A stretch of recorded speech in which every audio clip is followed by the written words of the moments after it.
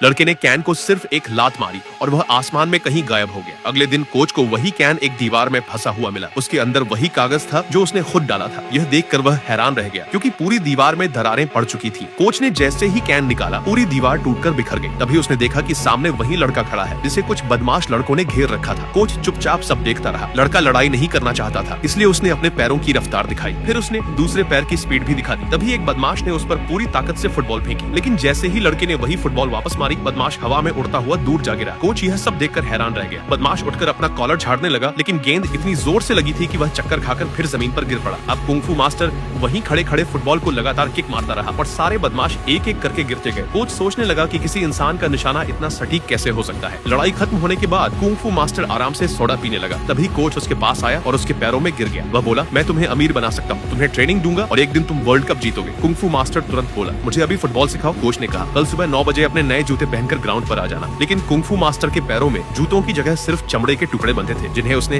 कूड़े से उठाकर प्लास्टिक की थैली से बांध रखा था। उसके पास पुराने फटे जूते थे, लेकिन वह भी उसने ढाबे वाले को दे दिए थे क्योंकि उसके पास खाने के पैसे नहीं थे। अगले दिन वह बड़े शौक से एक दुकान के शीशे के सामने खड़ा हुआ, जहाँ नए चमचमाते जूतों का एक जोड़ा रखा था। लेकिन तभी दुकान के मालिक ने उसे भिखारी समझकर वहाँ से भगा दिया।